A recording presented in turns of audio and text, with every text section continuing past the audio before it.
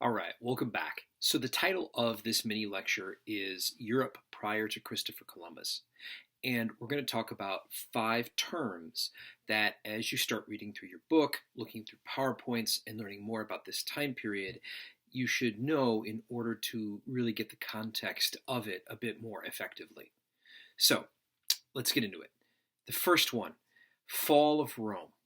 All right, so if you are someone who is interested in medieval history or Roman history, the term fall of Rome has a number of different kinds of meanings.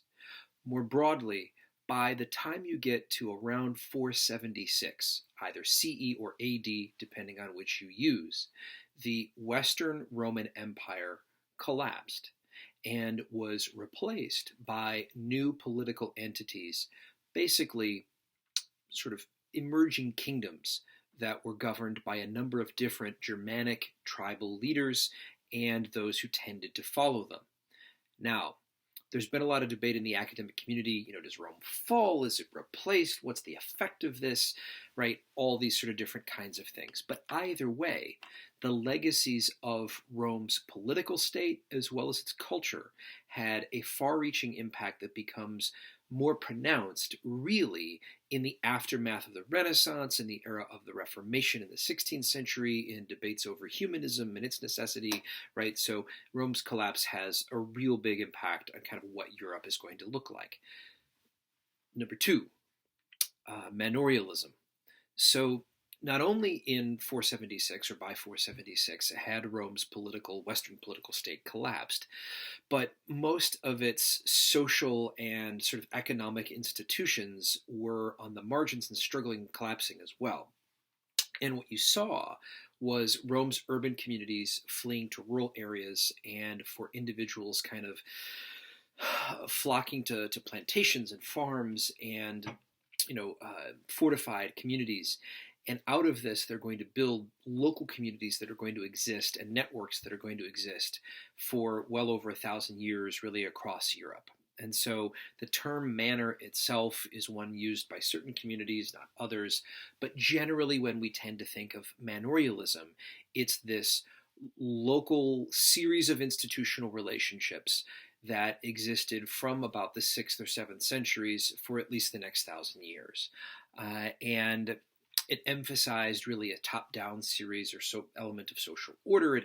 This idea of, giving some kind of work, payment in kind, and again, one's local tie or connection to the land of your local lord. All right, number 3, feudalism. All right, feudalism. Now, this is the more politicized sort of aspect of this, as manorialism relates more to the kind of work you're doing day to day and the kind of food you're going to have access to eat and the kind of things your family has to endure, right? Sort of this kind of element to it.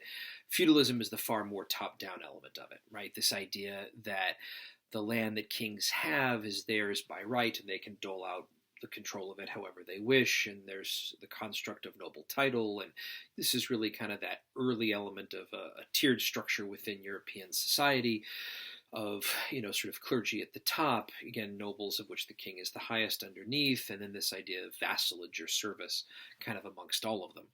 But this is something that varies by kingdom, that the titles have different meaning wherever you go. The privileges and status and things that folks are recorded varied, and the legal structure that folks were bound to follow varied. So feudalism is a primary actor and institution for understanding the sort of day-to-day aspects of political life in medieval Europe, and it certainly influences how institutions adapted and became more flexible as the years went. Of course, the more regimented structure of this goes away after certainly at least the year 1000 with what's called the feudal transformation.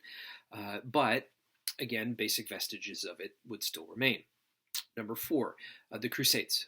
So certainly if we're hitting the highlights of European life in a few moments before Columbus, you've got, of course, Charlemagne taking power and the creation of the Holy Roman Empire, and then its decline, and then by the time you get into the 11th century, by the end of that period, you have the Crusades, this desire on the part of Christian kings to head to the modern Middle East and to retake much of that land in the name of the Catholic Church and in order to take territory and all this kind of thing. There are at least 8 Crusades, at least those that travel to the modern Middle East. There is a great deal of religious violence in Europe itself at that time.